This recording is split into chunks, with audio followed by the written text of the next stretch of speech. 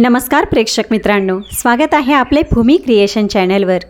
परमेश्वर वृद्धाश्रम ते सकाळी बाकी दिवसांच्या तुलनेत काही जास्तच गडबड होती। वातावरणात एक विचित्रशी उदासी पसरली होती, कारण वृद्धाश्रमात राहणाऱ्या एका वृद्धाने रात्रीच अखेरचा श्वास घेतला होता। त्यांचे नाव होते विनय। ते अनेक वर्षापासून याच वृद्धाश्रमात आपले जीवन व्यतीत करत होते। त्यांच्या कुटुंबाच्या नावावर त्यांच्या 3 मुली होत्या, प्रीती, सुमन आणि रेखा। तिन्ही मुली शिकलेल्या होत्या, आपापल्या शहरांमध्ये चांगली नोकरी करत होत्या आणि आपल्या कुटुंबामध्ये व्यस्त होत्या। पण वडिलांचे वय वाढत गेले आणि जेव्हा त्यांना आपल्या मुलांच्या आधाराची सर्वाधिक गरज होती, तेव्हा तिघींनी त्यांना आपल्यासोबत ठेवण्याऐवजी वृद्धाश्रमात सोडून दिले। रात्री अचानक विनय यांच्या छातीत तीव्र वेदना झाल्या आणि पाहता पाहता त्यांची प्रकृती बिघडली। वृद्धाश्रमाच्या कर्मचाऱ्यांनी डॉक्टरांना बोलावलं, पण डॉक्टर पोहोचेपर्यंत विनय हे जग सोडून गेले होते। सकाळ होताच व्यवस्थापक अजय यांनी सर्वप्रथम त्यांच्या कुटुंबाला माहिती देण्याचा प्रयत्न केला। त्यांनी मोठी मुलगी प्रीतीला अनेक वेळा फोन केला, पण बराच वेळ फोन उचलला गेला नाही। शेवटी जेव्हा फोन उचलला गेला तेव्हा दुसऱ्या बाजूने प्रीतीचा वैतागलेला आवाज ऐकू आला, "अरे तुम्ही लोक सतत फोन का करत असता? एकदा फोन उचलला नाही तर समजून जायला हवे की समोरची व्यक्ती व्यस्त असेल." अजय यांनी जड आवाजात म्हटले, "प्रीती, तुमच्या वडिलांचे रात्री निधन झाले आहे." अचानक त्यांना हृदयविकाराचा झटका आला आणि अजय यांचे बोलणे पूर्णही झाले नव्हते की प्रीती काही क्षण शांत झाली आणि मग म्हणाली, "काय? बाबा राहिले नाहीत?"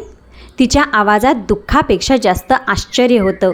मग तिने लगेचच म्हटलं, "पहा, मला खूप दुःख आहे, पण मी सध्या इंडोनेशियाला सुट्ट्या व्यतीत करायला आले आहे। इतक्या दुरून अचानक येणे माझ्यासाठी शक्य नाही। तुम्ही सुमन किंवा रेखाला फोन करा." एवढे बोलून तिने फोन ठेवला। अजय काही क्षण फोनकडे पाहतच राहिले। एका मुलीने आपल्या वडिलांच्या मृत्यूची बातमी ऐकूनही इतक्या सहजपणे म्हणावे की ती सुट्टी सोडून येऊ शकत नाही, यावर त्यांचा विश्वास बसत नव्हता। त्यांनी स्वतःला सावरले आणि मग मधली मुलगी सुमनला फोन केला। सुमनने फोन उचलला तेव्हा अजय यांनी विनयरावांच्या निधनाची संपूर्ण गोष्ट तिला सांगितली। सुमन काही वेळ शांत राहिल्यानंतर म्हणाली, "अहो, मी सध्या एका महत्त्वाच्या ट्रेनिंगमध्ये आहे। पुढील 1 आठवड्यापर्यंत सुट्टी मिळणे खूप कठीण आहे, त्यामुळे मी आत्ता येऊ शकत नाही। तुम्ही रेखाला फोन करून घ्या आणि अंतिम संस्कारासाठी कोणत्याही प्रकारच्या पैशांची गरज असेल तर मला सांगा." एवढे बोलून तिनेही फोन ठेवला। अजय यांच्या मनात आता एकच प्रश्न होता, खरंच वडिलांच्या अंतिम निरोपापेक्षाही या मुलींची स्वतःची व्यस्तता अधिक महत्त्वाची झाली होती का? आता त्यांच्याकडे तिसरी मुलगी रेखाशिवाय दुसरा कोणताही पर्याय नव्हता। अजय यांनी रेखाला फोन केला। 2-3 वेळा फोन केल्यानंतर शेवटी रेखाने फोन उचलला।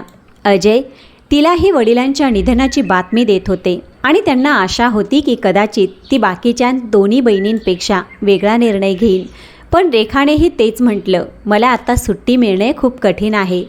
मला इच्छा असूनही येता येणार नाही। तुम्ही असे करा, वृद्धाश्रमातील लोक मिळून बाबांचा अंतिम संस्कार करून टाका। मी यासाठी 5,000 रुपये पाठवते। एवढ्यात अंतिम संस्काराची व्यवस्था होईल." रेखाचे बोलणे ऐकून अजय काही क्षण अगदी शांत राहिले। त्यांना समजत नव्हते की यावर काय उत्तर द्यावे। शेवटी स्वतःला सावरत त्यांनी म्हटलं, "म्हणजे तुम्हीही आपल्या वडिलांच्या अंतिम निरोपासाठी येऊ शकणार नाही?" रेखाने सहजपणे उत्तर दिलं, "नाही, मी येऊ शकत नाही।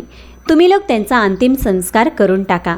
यानंतर तिने 5,000 वृद्धाश्रमाच्या खात्यात पाठवण्याचे सांगितले आणि फोन ठेवला।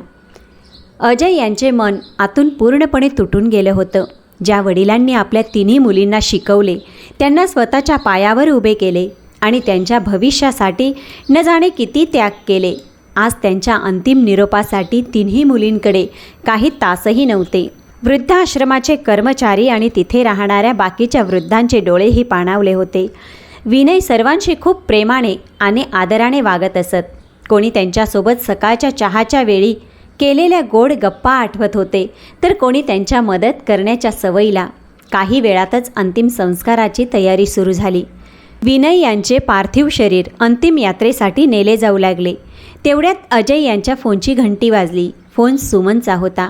त्यांना वाटलं कदाचित सुमनचे मन बदलले असेल आणि ती येण्याचा प्रयत्न करत असेल. पण फोन उचलताच सुमन म्हणाली, अंकल, मी ट्रेनिंगमध्ये आहे, त्यामुळे तिथे येऊ शकत नाही. पण तुम्ही मला व्हिडिओ कॉल करा.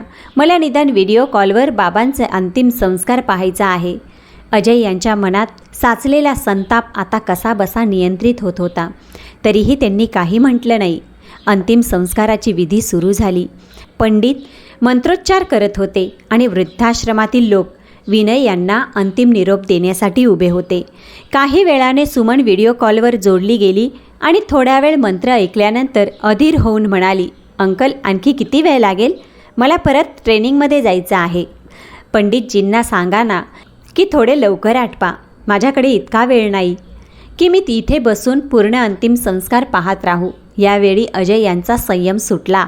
त्यांनी गंभीर आवाजात म्हटलं, आता तुम्हाला व्हिडिओ कॉलवरही पाहण्याची गरज नाही सुमन. जेव्हा तुम्ही तुमच्या वडिलांच्या अंतिम निरोपासाठी इथे येऊ शकला नाहीत, तर व्हिडिओ कॉलवर त्यांच्यावर अंतिम संस्कार होताना पाहून तुम्ही त्यांच्यावर कोणतेही उपकार करत नाही आहात. सुमनने नाराज होऊन म्हटलं, तुम्ही माझ्याशी अशा प्रकारे बोलू नका. ते माझे वडील होते आणि माझ्या वडिलांमधील गोष्ट आहे. मला सुट्टी मिळाली नाही, मी ट्रेनिंगमध्ये आहे, तर मी कशी येऊ शकते? निदान व्हिडिओ कॉलवर त्यांना शेवटच्या वेळी पाहत तरी आहे. अजय यांनी यानंतर काहीही उत्तर दिले नाही. फोनच्या दुसऱ्या बाजूने सुमनचा आवाज येत राहिला, पण तिथे उभ्या असलेल्या प्रत्येक व्यक्तीच्या मनात आता फक्त एकच गोष्ट घुमत होती. ज्या वडिलांनी आपल्या मुलींचे भविष्य घडवण्यात संपूर्ण आयुष्य घालवले, त्यांच्या शेवटच्या प्रवासात त्या मुलींकडे त्यांच्यासाठी वेळ नव्हता. अखेर विनय यांच्यावर अंत्यसंस्कार पूर्ण झाले. चितेची आग हळूहळू शांत होऊ लागली, पण वृद्धाश्रमाच्या आत उठलेली वेदना आणि प्रश्न शांत होत नव्हते. तिथे प्रत्येक उपस्थित डोळा पाणावला होता आणि प्रत्येकाच्या मनात एकच प्रश्न होता. जर 3 मुली असूनही एका वडिलांना आपल्या शेवटच्या श्वासापर्यंत एकटेपणाच नशिबी यायचा होता, तर मग त्या वडिलांच्या आयुष्यभराच्या त्यागाचा शेवटी अर्थ तरी काय? विनय हे निवृत्त पोलीस अधिकारी होते. जेव्हा त्यांच्या आयुष्यात पहिल्यांदा वडील होण्याचा आनंद आला आणि त्यांच्या कुशीत मुलगी प्रीती आली, तेव्हा आजूबाजूच्या लोकांनी निरनिराळ्या गोष्टी करायला सुरुवात केली. कोणी म्हणायचे, पहिली संतान मुलगी झाली आहे, वंश पुढे कसा चालेल? घरात एक मुलगा तर असायलाच हवा. पण विनय यांनी कधीही ह्या गोष्टी स्वतःवर हावी होऊ दिल्या नाही. त्यांनी स्पष्ट शब्दात सांगितले होते, माझ्यासाठी मुलगा आणि मुलगी समान आहेत. जर मी माझ्या मुलीलाही तितकेच शिकवले, तितकेच सक्षम केले आणि तितक्याच संधी दिल्या जितक्या एका मुलाला दिल्या जातात, तर माझी मुलगी कोणत्याही मुलापेक्षा कमी नसेल. काही वर्षानंतर त्यांच्या घरी दुसरी मुलगी सुमनचा जन्म झाला. यावेळी त्यांच्या पत्नी सुनंदाताई यांना मुलाची अपेक्षा होती आणि 2 मुलींनंतर आता घरात एक मुलगा यावा अशी त्यांची इच्छा होती. पण विनय यांनी त्यांना समजावले की त्यांच्या दोन्ही मुली त्यांच्यासाठी कोणत्याही मुलापेक्षा कमी नाहीत आणि ते दोघींना इतके सक्षम बनवतील की एक दिवस त्यांना आपल्या मुलींचा अभिमान वाटेल. पण सुनंदा यांच्या मनात मुलाची इच्छा अजूनही बाकी होती. म्हणून काही काळानंतर दोघांनी पुन्हा एकदा अपत्यासाठी प्रयत्न केला. त्यांना आशा होती की यावेळी कदाचित मुलगा होईल, पण नशिबाला काही वेगळंच मान्य होतं. तिसऱ्यांदाही त्यांच्या घरी मुलीचाच जन्म झाला. विनय यांनी त्या बाळालाही आपले नशीब मानून पूर्ण प्रेमाने कुशीत उचललं आणि तिचे नाव रेखा ठेवलं. त्यांनी कधीही असे जाणवू दिले नाही की त्यांच्या घरी मुलगा आला नाही. 3ही मुलीच त्यांचे जग बनल्या. पण मुलींना वाढवणे आणि पोलिसांची नोकरी करणे सोपे नव्हतं. ड्युटीमुळे त्यांची वारंवार एका शहरातून दुसऱ्या शहरात बदली होत राहायची. तरीही जिथेही त्यांची बदली होत असे तिथे ते आपल्या मुलींना त्याच शहरातील चांगल्या चांगल्या शाळेत प्रवेश मिळवून देत. त्यांची इच्छा होती की त्यांच्या मुलींना कोणत्याही गोष्टीची कमतरता भासू नये. पण जेव्हा रेखा अवघी 5 वर्षाची होती तेव्हाच अचानक सुनंदाताई यांचे निधन झाले. पत्नी गेल्यानंतर विनय यांच्यासमोर आयुष्यातील सर्वात मोठे आव्हान उभे राहिले. एका बाजूला पोलिसांची कठीण नोकरी होती, दुसऱ्या बाजूला 3 लहान मुलींची जबाबदारी आणि घरातील संपूर्ण काम. नातेवाईक आणि परिचितांनी त्यांना दुसरे लग्न करण्याचा सल्ला दिला. सगळे म्हणायचे, मुली लहान आहेत, तुम्हालाही जीवनसाथीची गरज आहे. एकट्याने तुम्ही नोकरी आणि मुलांची जबाबदारी कसं सांभाळणार? पण विनय यांनी स्पष्ट नकार दिला. त्यांनी म्हटलं, मी माझ्या मुलींना सावत्र आईच्या भरवशावर सोडू शकत नाही. काय माहीत ती त्यांना आपल्या मुलींप्रमाणे प्रेम देऊ शकेल की नाही. जर माझ्या मुलींमध्ये भेदभाव झाला तर मी स्वतःला कधीच माफ करू शकणार नाही. त्यांनी आयुष्यभर लग्न न करण्याचा निर्णय घेतला आणि आपले संपूर्ण आयुष्य आपल्या मुलींच्या नावावर केले. दिवसा ड्युटी करत, परत येऊन मुलींसाठी जेवण बनवत, त्यांचा अभ्यास पाहत, त्यांचे कपडे तयार करत आणि सकाळी उठून तिघींचे टिफिन बनवून त्यांना वेळेवर शाळेत पाठवत. ते वडीलही होते आणि आईची उणीवही पूर्ण करण्याचा पूर्ण प्रयत्न करत होते. काळ पुढे सरकत गेला आणि मुली मोठ्या होऊ लागल्या. जेव्हा कॉलेजच्या शिक्षणाची वेळ आली तेव्हा विनय यांच्याकडे इतकी बचत नव्हती की तिघींच्या उच्च शिक्षणाचा खर्च सहजपणे उचलू शकतील. पण त्यांनी हार मानली नाही. त्यांनी बँकेकडून कर्ज घेतलं आणि आपल्या मुलींचे शिक्षण सुरू ठेवले. त्यांच्या मेहनतीला यश आले आणि तिन्ही मुली शिक्षणात खूप पुढे गेल्या. मोठी मुलगी प्रीतीने मेडिकलचे शिक्षण पूर्ण केले आणि डॉक्टर बनली. मधली मुलगी सुमनने शिक्षणानंतर एका मोठ्या कॉर्पोरेट कंपनीत चांगली नोकरी मिळवली आणि धाकटी मुलगी रेखाने कायद्याचे शिक्षण पूर्ण करून वकील म्हणून आपले करिअर केले. विनय यांची छाती अभिमानाने फुलून आली. त्यांना वाटत होते की आज त्यांच्या मुली खरोखर त्यांच्या त्या विश्वासाला योग्य सिद्ध करत आहेत जो त्यांनी वर्षापूर्वी लोकांसमोर व्यक्त केला होता की मुली कोणत्याही मुलापेक्षा कमी नसतात. तिन्ही मुलींसाठी विनय यांनी त्यांच्या पसंतीच्या मुलांशी लग्न लावून दिले. त्यांनी आपल्या पूर्ण क्षमतेने मुलींची लग्न केली आणि त्यांना आनंदाने त्यांच्या नव्या आयुष्यात निरोप दिला. एका वडिलांच्या रूपात त्यांना फक्त एवढीच आशा होती की आता मुलींनी आपला संसार थाटला आहे तर वृद्धापकाळात कधी त्यांना त्यांची गरज पडेल तेव्हा मुली त्यांच्या जवळ असतील. याच आशेने त्यांनी तिघींचे लग्न त्याच शहरात लावून दिले जेणेकरून मुली फार दूर जाऊ नयेत आणि वेळ आल्यावर आपल्या वडिलांची काळजी घेऊ शकतील. लग्नाच्या सुरुवातीच्या दिवसात सर्व काही ठीक होतं. तिन्ही मुली फोन करून वडिलांची विचारपूस करत होते. औषधं वेळेवर घेतले का नाही, जेवण केले का नाही, घरात कोणत्याही गोष्टीची गरज तर नाही. या छोट्या छोट्या गोष्टींनी विनय यांचे मन आनंदी होऊन जायचं. त्यांना वाटायचं की त्यांचे कुटुंब अजूनही त्यांच्यासोबत आहे. पण काळानुसार तिन्ही मुलींचे आपले आयुष्य व्यस्त होत गेले. एक एक करून तिघींनी आपल्या पतींसोबत दुसऱ्या शहरात बदली करून घेतली. घर मोठं होतं पण त्यात विनय यांच्याशिवाय कोणीही नव्हतं. वय वाढत गेल्याने शरीरही साथ देईनासं झाले. पायऱ्या चढणे, बाजारात जाणं, औषधं आणणं आणि घरातील लहान मोठी कामं करणं त्यांच्यासाठी कठीण होऊ लागलं. अखेर एके दिवशी त्यांची मोठी मुलगी प्रीतीला त्यांनी म्हटलं, मुली, जर तुला त्रास होत नसेल तर काही काळासाठी मी तुझ्यासोबत येऊन राहू का? आता एकट्याने राहणे कठीण होत आहे बाळा. प्रीतीने काही वेळ विचार करून म्हटलं, बाबा, इथे येऊन तुम्ही राहिलात तर आमच्या प्रायव्हसीवर परिणाम होईल. आम्ही याच कारणामुळे दुसऱ्या शहरात ट्रान्सफर घेतला आहे. घरात सतत कोणाची उपस्थिती असल्याने आमच्या आयुष्यात खूप बदल होईल. विनयरावांनी काही म्हटलं नाही. त्यांना वाटलं कदाचित सुमन त्यांना आपल्याकडे बोलावून घेईन. पण सुमननेही आपल्या व्यस्ततेचे कारण देत म्हटलं, बाबा, माझी नोकरी आणि घर दोन्हींच्या जबाबदाऱ्या खूप आहेत. मी तुम्हाला वेळ देऊ शकणार नाही. जर तुम्ही माझ्याकडे आलात तरी तुम्हाला बहुतेक वेळ एकट्यानेच राहावं लागेल. त्यामुळे तुमच्यासाठी चांगले होईल की तुम्ही तिथेच राहा. आता विनयरावांनी धाकटी मुलगी रेखाकडून आशा धरली. पण तिचे उत्तरही वेगळे नव्हते. तिने म्हटलं, बाबा, माझ्या कामामुळे मला अनेकदा क्लायंट्सच्या कामानिमित्त बाहेर जावं लागतं. मी तुमच्यासोबत राहून तुमची काळजी घेऊ शकणार नाही. तिन्ही मुलींच्या गोष्टी ऐकून विनोदरावांकडे बोलण्यासाठी काही उत्तर नव्हते.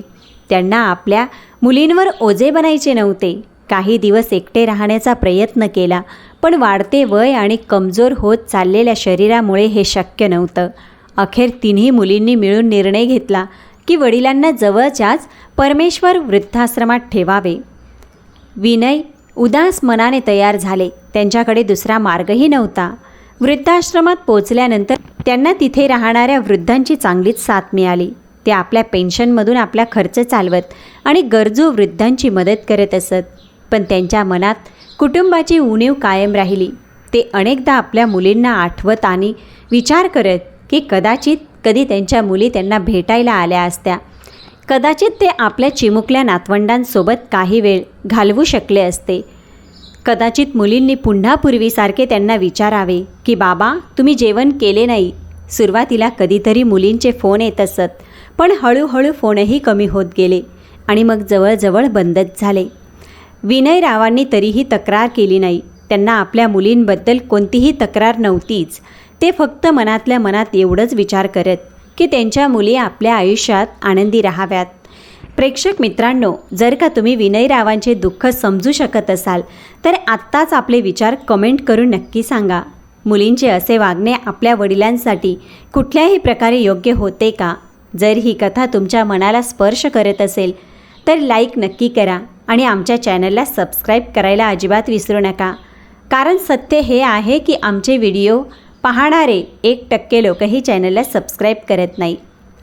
तुमचे एक छोटेसे सबस्क्रिप्शन आमच्यासाठी खूप महत्त्वाचं आहे आणि आम्हाला प्रेरणा देतं की आम्ही अशाच खऱ्या भावनिक आणि मनाला स्पर्श करून जाणाऱ्या कथा तुमच्यापर्यंत पोहोचवत राहू. त्यामुळे चॅनलला नक्की सबस्क्राईब करा, आमचे मनोबल वाढवा आणि कथेच्या शेवटपर्यंत आमच्यासोबत राहा. वेळ आपल्या गतीने पुढे जात राहिला आणि अखेर वृद्धत्वाने त्यांचे शरीर पूर्णपणे कमजोर करून टाकले. एका रात्री अचानक त्यांची तब्येत बिघडली आणि त्यांनी जगाचा कायमचा निरोप घेतला. ज्या वडिलांनी आपल्या 3ही मुलींसाठी संपूर्ण आयुष्य संघर्ष केला होता, त्यांची स्वप्ने पूर्ण करण्यासाठी आपल्या आनंदाचा त्याग केला होता, आज त्यांच्या अंतिम यात्रेत त्याच 3ही मुली उपस्थित नव्हत्या. कोणाकडे सुट्टी नव्हती, कुणाकडे वेळ नव्हता आणि कुणाकडे आपल्या वडिलांसाठी काही तास काढण्याची इच्छाही नव्हती. विनयच्या आयुष्यातील सर्वात मोठा प्रश्न त्यांच्या चितेच्या अग्नीसोबत जणू हवेतच राहून गेला. विनय रावांनी वृद्धाश्रमात आपल्या आयुष्याच्या शेवटच्या वर्षात अशा न जाणो किती वृद्धांना पाहिलं होतं, ज्यांची मुले सर्व काही असूनही ते एकटेपणाचे जीवन जगण्यास मजबूर होते. कोणाला मुलाने असे सांगून घरापासून दूर केले होते की त्यांच्याकडे वेळ नाही, तर कोणीतरी मुलीने आपल्या संसारातील अडचणींचे कारण देऊन आईवडिलांपासून अंतर ठेवले होते. या वृद्धांच्या कथा ऐकता ऐकता विनय रावांचा विश्वास हळूहळू आपल्या स्वतःच्या मुलांवरून उठू लागला होता. त्यांना समजू लागले होते की मुलगा असो वा मुलगी, जेव्हा काही मुलांना आपले वृद्ध आईवडील जबाबदारीऐवजी ओझे वाटू लागतात, तेव्हा ते त्यांना स्वतःपासून दूर करण्यासाठी काही ना काही कारण शोधून काढतात. विनय रावांनी आपले संपूर्ण आयुष्य या विश्वासाने घालवले होते की त्यांनी मुलींना मुलापेक्षा अधिक प्रेम आणि सन्मान दिला आहे, म्हणून वृद्धापकाळात त्यांच्या मुली नक्कीच त्यांचा आधार बनतील. पण आयुष्याच्या शेवटच्या टप्प्यावर त्यांना हाच अनुभव आला की त्यांनी मुलींना सक्षम बनवण्यात कोणतीही कमतरता ठेवली नाही, पण कदाचित त्यांना आपल्या आईवडिलांप्रती जबाबदारी पार पाडणे शिकवता आले नाही. हाच अपूर्ण विश्वास, एकटेपणा आणि मनात दडवलेले ते दुःख सोबत घेऊन विनयराव या जगातून निघून गेले. विनय रावांच्या निधनाला जवळजवळ 1 महिना झाला होता. त्यांच्या मुली आपापल्या आयुष्यात परत जाऊन कदाचित वडिलांच्या अंतिम निरोपालाही मागे सोडून गेल्या होत्या. पण एके दिवशी अचानक तिघींच्या घरी एक कायदेशीर नोटीस पोहोचली. प्रीतीने नोटीस उघडली तेव्हा तिचे डोळे काही क्षण त्यावरच खिळून राहिले. त्यात बँक आणि जवळपास 1 कोटी रकमेचा उल्लेख होता. त्याप्रमाणे सुमन आणि रेखाकडेही तीच नोटीस पोहोचली होती. तिघींनी जेव्हा एकमेकींशी फोनवर बोलले तेव्हा त्यांच्या मनात पहिला विचार हाच आला की कदाचित वडिलांनी आपल्या मागे कोट्यावधींची मालमत्ता सोडली आहे. त्यांनी नोटीसवर दिलेल्या क्रमांकावर तात्काळ संपर्क साधला. फोन उचलणाऱ्या व्यक्तींचे नाव होते सुरेश, जे जवळपास 70 वर्षाचे वृद्ध वकील होते आणि कधी काळी विनय रावांचे अत्यंत जवळचे मित्रही होते. सुरेश यांनी तिघींना म्हटलं, तुमचे वडील जग सोडण्यापूर्वी आपला काही वारसा मागे ठेवून गेले आहेत. त्यांनी म्हटलं होतं की त्यांचा शेवटचा वारसा त्यांच्या 3ही मुलींपर्यंत नक्की पोचवला पाहिजे. एवढे ऐकताच तिघींच्या चेहऱ्यावर चमक आली. त्यांना वाटले की कदाचित वडिलांनी जाताना त्यांच्यासाठी कोट्यावधी रुपयांची मालमत्ता सोडली आहे. सुरेश यांनी जेव्हा त्यांना भेटण्यासाठी बोलावलं तेव्हा ज्या 3ही मुलींकडे आपल्या वडिलांच्या मृत्यूच्या वेळी वृद्धाश्रमापर्यंत येण्यासाठी वेळ नव्हता, त्यांच्याकडे अचानक वेळच वेळ झाला. तिघींनी आपापसात बोलून दुसऱ्याच दिवशी त्याच शहरात पोचण्याचा निर्णय घेतला. सुरेश मनातल्या मनात विचार करत होते की पैशाचे नाव ऐकताच माणसाच्या वागण्याचा रंग किती लवकर बदलतो. मित्रांनो, हॉटेलच्या एका खोलीत तिन्ही बहिणी भेटल्या आणि जर खरंच 1 कोटींची वारसा हक्काची संपत्ती असेल तर तिचे वाटप कशा प्रकारे केले जाईल यावर चर्चा सुरू झाली. प्रीती म्हणाली, मला वाटतं की वडिलांनी आपल्यासाठी ठेवले आहे तर तिन्ही बहिणींमध्ये समान वाटणे पाहिजे.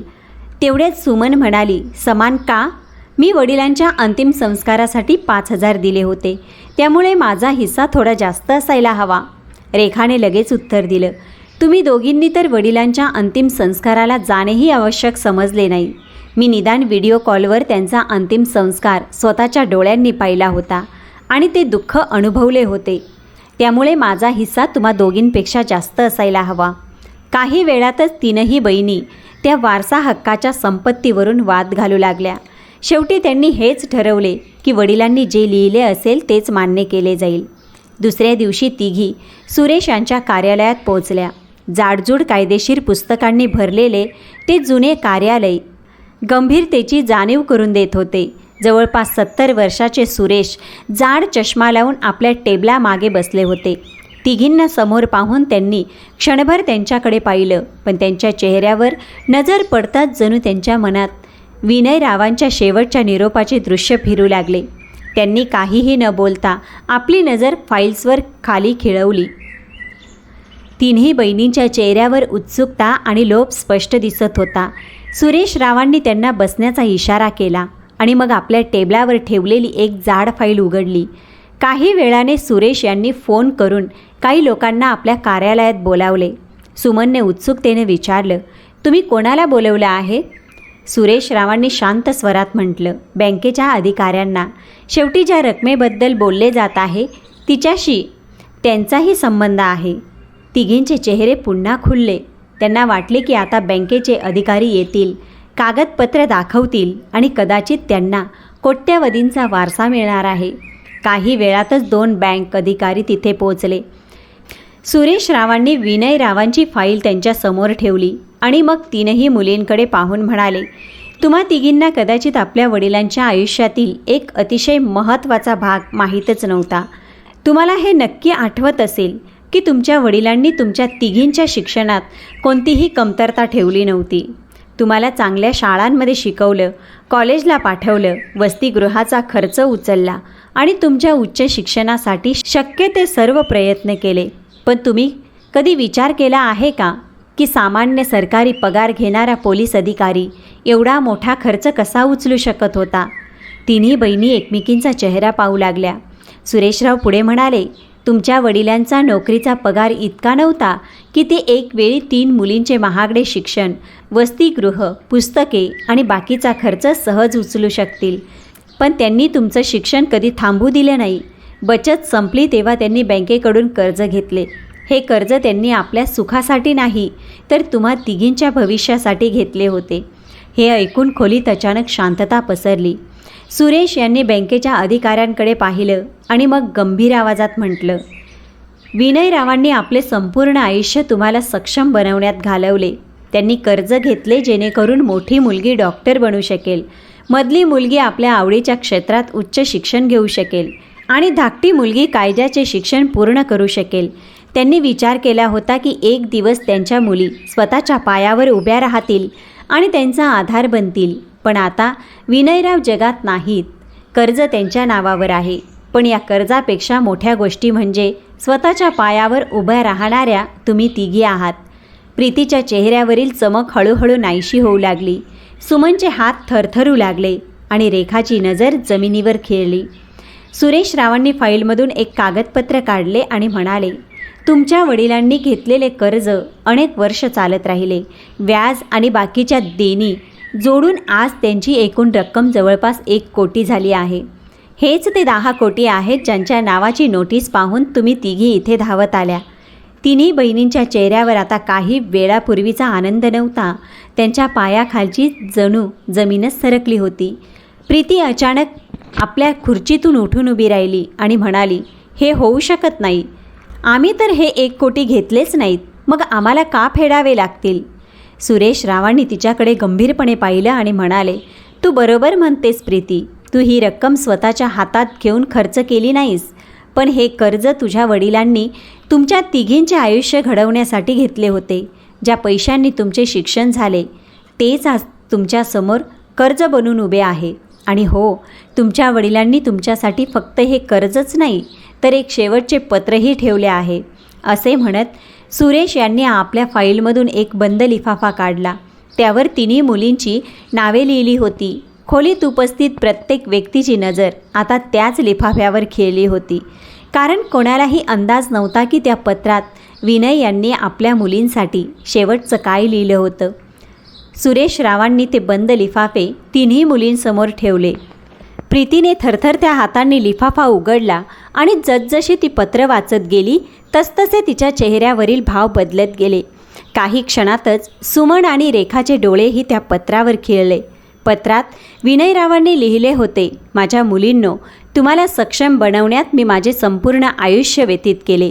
तुमच्या शिक्षणासाठी मी कधीही असा विचार केला नाही की किती खर्च होत आहे. मी फक्त एवढाच विचार केला की माझ्या मुलींना जगातील सर्वोत्तम शिक्षण मिळावे आणि त्या स्वतःच्या पायावर उभ्या राहाव्यात.